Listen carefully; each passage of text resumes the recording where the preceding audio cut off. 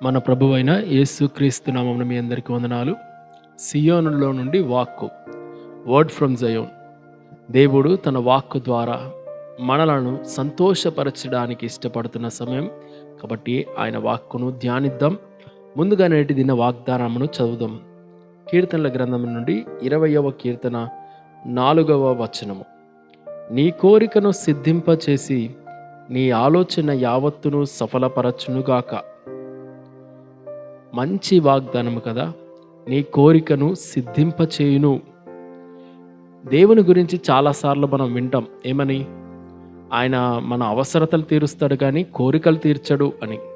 కానీ దేవుని వాక్యం చెప్తుంది ఆయన మన కోరికలను కూడా తీరుస్తాడు అని. సామెతల గ్రంథంలో ఈ మాట ఉంటుంది, ఒకరి కోరిక తీరకపోవడం వల్ల వాడి హృదయం క్షీణించిపోతూ ఉంటుందంట. ఒక తండ్రికి 3 కుమారులు ఉన్నారు. చిన్నప్పటి నుంచి వారికి ఏం కావాలో అన్నీ ఆ తండ్రే చూసేవాడు. వారి ప్రతి అవసరత తండ్రే చూసేవాడు. వారు ఏం బట్టలు వేసుకోవాలి, ఏం భోంచేయాలి. ఇలా ఉంటే ఒకసారి వాళ్ళ ఊరిలో ప్రతి సంవత్సరం ఎగ్జిబిషన్ వచ్చేది. తీసుకెళ్ళేవాడు. ఎగ్జిబిషన్లో ఆయనకు నచ్చినట్టుగా కొన్నిటిని చూపించి మరలా తీసుకొచ్చేవాడు. పిల్లలు చాలా విషయాలు కోరుకుంటుండేవారు. నాన్న అది తీసివా, ఇది తీసివా. ఏది కొనిచ్చేవాడు కాదు. ఒకరోజు వారి భార్య అడిగింది, ఏంటండి మీరు పిల్లలకి ఏం తీసియరు, వాళ్ళ కోరికలు కూడా ఉంటాయి కదా అన్నప్పుడు వాళ్ళ నాన్న అన్నాడు, లేదు తీసిస్తా, ఒక రోజు కోసం ఎదురు చూస్తున్నా అన్నాడు. ఒక సంవత్సరంన ఎగ్జిబిషన్ రాగా ఆ పిల్లల్లో రోజుకొకరిని తీసుకెళ్ళి మొదటి వాడిని తీసుకెళ్ళాడు. ఆ రోజున వాడికి కావాల్సినవన్నీ కొని, వాడు ఏం కోరుకో తీసిస్తా అన్నాడు.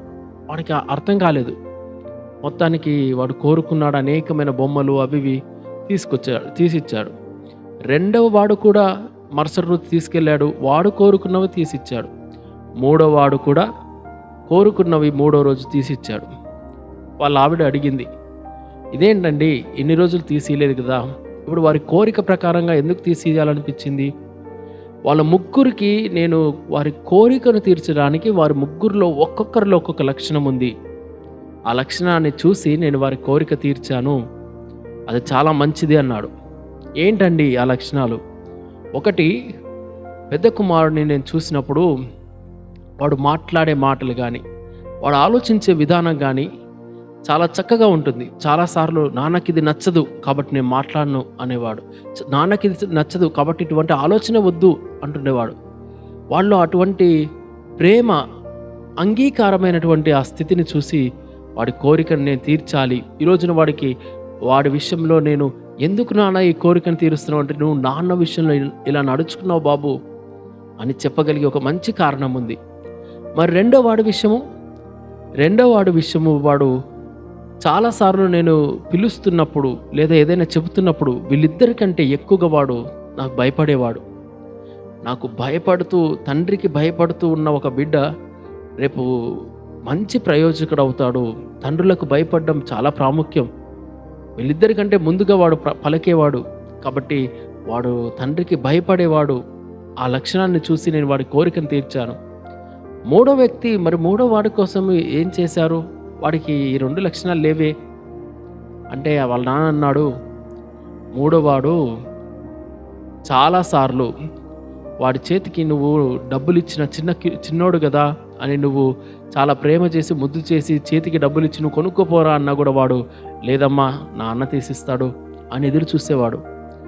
నా మీద ఎంత ఆశ పెట్టుకున్నాడు నా కుమారుడు, అందుకే వాడి కోరిక ప్రకారంగా తీసిచ్చాను అన్నాడు.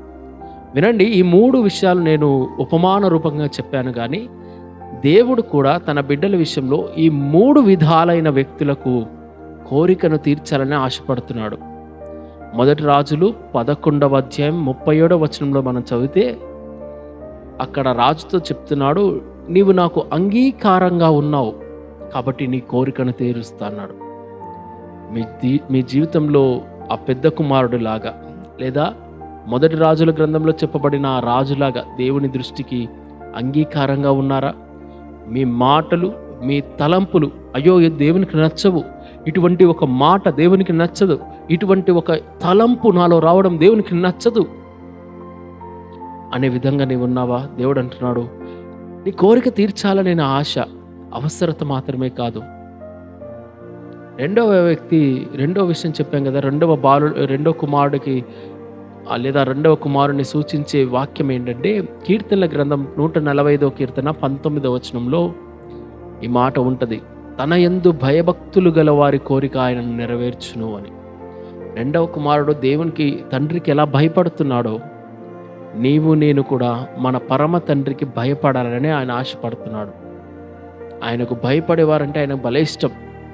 ఎందుకంటే ఆయన ఆ గౌరవానికి అర్హుడు. ఆయన ఒక మాట చెప్పిన వెంటనే, అమ్మో ఇది ఎలా చేస్తాం అని నువ్వు భయపడుతుంటే, దేవుడు అంటున్నాడు, నాకు భయపడేవాడివి, భయభక్తులు కలిగిన వాడివి, నీ కోరిక నేను నెరవేరుస్తా అన్నాడు. మూడో విషయం మనము చూస్తే, అదే 145 కీర్తన 16వ వచనంలో ఉంటుంది, సర్వజీవుల కన్నులు ఆయన వైపు చూస్తున్నాయంట, ఆయన వాటి కోరికను తృప్తిపరచును అని వ్రాయబడింది. మీ ఆశ ఎవరి మీద? ఇందాక ఆ చిన్న బాబు గురించి చెప్పాం కదా, వాళ్ళమ్మ చాలాసార్లు, ఒరే నాన్న నువ్వు తీసుకో, డబ్బులు తీసుకో, నీకు ఇష్టం వచ్చింది కొనుక్కోపో అంటే అనేవాడంట, లేదమ్మా నాకు నాన్నే తీసిస్తాడు ఒకరోజు అని ఆశ పెట్టుకున్నాడంట. అబ్రహాము జీవితంలో ఒక రాజు వచ్చి, అయ్యా నీకు ఎంత కావాలో తీసుకుంటే, లేదు నాకు నా దేవుడిస్తాడు అని ఆయన పైన ఆశ పెట్టుకున్నాడు. నీ జీవితంలో నువ్వు దేవుని పైన ఆశ పెట్టుకున్నావా? దేవుని గుప్పిలి వైపే కనిపెట్టుకుంటున్నావా? దేవుడు అంటున్నాడు, నేను నీ కోరికను తీరుస్తాను. ఇంకొక విషయం చెప్పమంటారా? వాక్యంలో రాయబడింది, మనం దేవుని యందు సంతోషించడం ద్వారా కూడా మన హృదయ వాంఛలు తీర్చబడతాయని. చాలాసార్లు నువ్వు దేవుని సన్నిధిలో ఏడుస్తున్నావేమో, కానీ ఆయన సన్నిధిలో ఆనందించడం, సంతోషించడం నేర్చుకో, నీ కోరికలు తీర్చబడతాయి. సో నేనేమంటున్నానంటే, దేవుడు మన కోరికలు తీర్చాలని ఇష్టపడుతున్నవాడు. మరి ఈ లక్షణాలు ఎందుకండి? ఈ లక్షణాలు ఉన్న వారికే ఎందుకు ఇవ్వాలి? అందరికి ఇవ్వచ్చు కదా. వినండి, ఇటువంటి దేవునికి భయపడే లక్షణం, దేవుని సన్నిధిలో ఆనందించే లక్షణం, అలాగే దేవునికి అంగీకారంగా ఉండే లక్షణం, దేవుని పైన ఆశ పెట్టుకునే లక్షణం, ఇవి లేకుండా దేవుడిని కోరికలు తీరిస్తే అది మనకు చాలా కీడును తెచ్చిపెడుతుంది. మీకు తెలుసా, ఒకసారి ఇశ్రాయేలు ప్రజలు దేవునికి విరోధంగా కోరుకున్నారు, మాకు దేవుడొద్దు, రాజు కావాలి, మనుషుల్లో ఉన్న ఒక రాజు కావాలి అనుకున్నారు. దానివల్ల వాళ్ళు ఎంతో నష్టపోయారు. ఎంతోమంది రాజులు వారిని మరింత కీడు వైపుగా, మరింత విగ్రహారాధన వైపుగా నడిపించారు. ఒకసారి దేవునికి విరోధంగా ఇశ్రాయేలు ప్రజలు అరణ్యంలో కోరుకున్నారు, దేవుడు వారికి ఇచ్చేశాడు. వారు కోరినట్లుగానే వారు కోరిన మాంసం ఇచ్చేశాడు. దాని తర్వాత వారి మీదకి తెగులు వచ్చి పడింది, అనేక మంది చచ్చిపోయారు. అందుకే దేవుడి వాక్యము, దేవుడికి మన కోరికలు తీర్చడం ఇష్టమే. అందుకే ఆయన ఏమన్నాడంటే, నా మాటలు మీ హృదయంలో ఉంటే మీరు ఏమైనా అడగండి అయ్యా నేను ఇస్తాను. ఈ తండ్రి కూడా ఎంత జ్ఞానం కలిగిన వాడు చూడండి. ఆ లక్షణాలు బిడ్డలో ఉండడము చూసినప్పుడే వారి కోరిక ప్రకారంగా ఇచ్చాడు. ఎందుకు? ఇప్పుడు వీరు సరైన మార్గంలో ఉన్నారు, తప్పుడు కోరిక కోరుకోరు. దేవుడు మన నుంచి అది ఆశిస్తున్నాడు. మన కోరికలను తప్పు పట్టేవాడు కాదు.